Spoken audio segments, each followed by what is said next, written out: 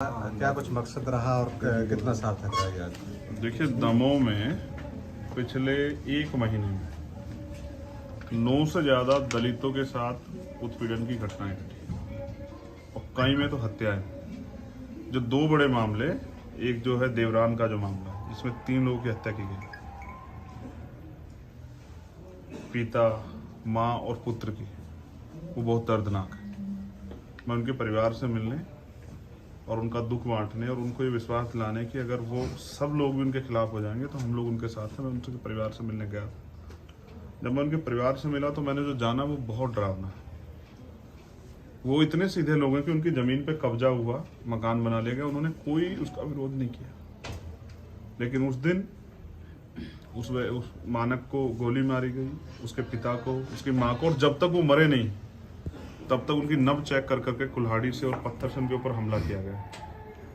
और ये सब इसलिए हो रहा है, जहां तक मैं मानता हूं, कि जब आप अन्याय का, अपराध को या अन्याय को रोकने में विफल हो जाते हैं तो इससे अपराधियों के हौसले बढ़ते हैं। यहाँ अपराधियों को सत्ता का संरक्षण है, यहाँ अपराधियों को प्रशासन शासन का संरक्षण है, उसके कारण अपराध बढ़ रहा है। और यहाँ कमजोर वर्ग के लोग डर गए हैं। वो जो परिवार, जब मैंने उनको सुना, वो कह रहा है कि हम हमारे 2 घर हम यहाँ रहेंगे कैसे। वो लगातार धमकी दे रहे हैं। उन्होंने ये भी बताया कि उस दिन 17 लोग थे। मैंने अभी अधिकारियों से बात की, मैंने उनसे कहा कि आप उनकी दूसरी एप्लीकेशन लेके जो वहाँ मौजूद थे, किसी निर्दोष पे कार्रवाई नहीं करें, लेकिन किसी दोषी को ना छोड़े, क्योंकि वो दोषी जब बाहर रहेगा तो अपनी जान बचाने के लिए उन 2 भाइयों को, क्योंकि लगातार धमकी मिल रही है, उनको नुकसान पहुंचा सकता है। उनके 4 बच्चे हैं, बड़ा बच्चा हो सकता है 10 साल का। उन बच्चों का क्या होगा? उनके पास रहने को घर नहीं है। उनके घर पे मैं गया, एक सोने के लिए खाट, एक बेड भी नहीं है, वो जमीन पे सब लोग सोते हैं। उनका एक छोटा भाई, जिसको गोली लगी, महेश, कल वो डिस्चार्ज करवा दिया गया जबरन। उसका जख्म नहीं भरा, उसका जख्म अभी हरा है, उसको जुगतू दर्द है, उस पर लेटने को जगह नहीं, लेकिन जबरन इसलिए डिस्चार्ज करा गया, जिससे कि, क्योंकि मैं वकील होने के नाते जानता हूँ, जितने दिन वो यहाँ रहता अस्पताल में, उनका केस मजबूत होता।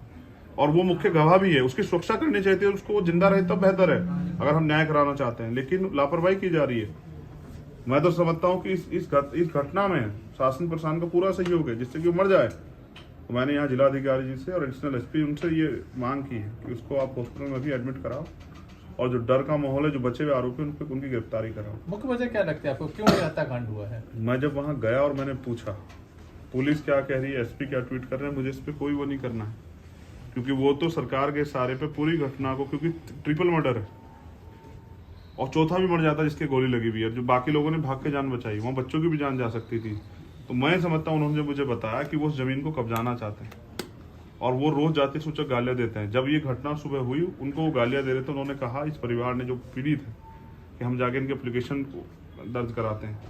और इस बात पे उसने आके गुस्से में ये पूरा वो कर दिया। सब लोग शामिल थे परिवार के, और सब अधिकारी कर्मचारी इस बात को जानते हैं, सबको पता है। मैंने कुछ मांगे, पहले मैं आपके आगे रख दूं, और मैंने कहा ना, ये 9वीं घटना है 1 महीने के अंदर। मेरा एक क्वेश्चन और है आपसे। 1 सेकंड। जब पुलिस अधीक्षक ने ट्वीट किया है कि वो छेड़छाड़ को लेके हुए, इस पे आप कितने से? हाँ, मैं ये बात भी बता देता हूँ कि छेड़छाड़ किसने की, उसकी माँ ने या उसके अपाहिज पिता ने, विकलांग, वो जो पैरालिसिस जिनको हुआ है, या वो जिनके घर में खाने के लिए कुछ नहीं है।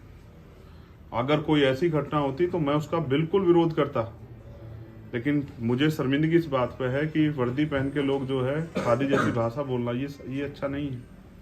मैंने उनसे भी पूछा, FIR, वो गांव के लोग हैं, उनका किसी झगड़ा नहीं, पहला कोई विवाद नहीं, वो वकील नहीं है, वो क्रिमिनल उसके मानसिकता के लोग, उनको क्या पता एप्लीकेशन में क्या लिखवाना। जो पुलिस ने बताया वही लिख दिया है, और फिर पुलिस ने वही ट्वीट कर दिया है। आप और मैं नहीं जानते कि सत्ता के दबाव में किस तरह कार्रवाई। अभी यहाँ के जिलाधिकारी को क्या नहीं कहा, यहाँ के विधायक ने, आपने नहीं देखा? तो पुलिस प्रशासन और शासन भी ऐसे लोगों का सम्मान करता है। जो गरीब लोग हैं, जिनके टैक्स से जो अधिकारियों को तनख्वाह मिल रही है, उनका सम्मान नहीं होता है। तो यहाँ दलितों के लिए प्लान जैसी स्थिति बनी हुई है, और सरकार तमाशबीन बनी हुई है। मुझे यहाँ के मुख्यमंत्री पे भी तरस आता है कि वो कमजोर वर्ग का खुद को बताते हैं, लेकिन उनके साथ होने वाले अन्याय पर चुप्पी थाम लेते हैं। ये डरावना, ये सरकार दलित विरोधी। इसलिए मुझे आना पड़ा कि अभी तक बाकी लोग गिरफ्तार नहीं हुए। तो मेरी कुछ मांगे जो है, यहाँ परिवार से हमने बात करके जो रखी हैं, और जो समाज की मांग है कि जो बाकी आरोपी हैं उनका FIR में नाम बढ़ा के उनकी तत्काल गिरफ्तारी हो, जिससे कि वो कोई खतरा ना परिवार को पहुंचा सके। दूसरी, परिवार को 5 करोड़ रुपए की आर्थिक सहायता दी जाए। तीसरी, मृतक जो है माना कहिरवा, उसकी पत्नी को एक शासकीय नौकरी दी जाए। उसके 4 बच्चों का क्या होगा, ये तो मुझे लगता है इस घटना के बाद शायद कोई उनको पूछेगा भी नहीं कुछ दिन के बाद। तो पीड़ित परिवार को 5 एकड़ कृषि भूमि दिया जाए। एक भाई घायल है और दूसरा अपनी जान की को किसी तरह से बचाए बैठा हुआ है घर में, और दोनों शादीशुदा हैं, बाहर भी नहीं जा पाएंगे काम करने के लिए। कहाँ दुश्मन गोली चला दे, कहाँ उनकी हत्या कर दे, कुछ भी पता नहीं है। पीड़ित परिवार के आंगन में अवैध जो मकान बना हुआ है, जो उनको कब्जा करके बनाया है, उसको ध्वस्त किया जाए।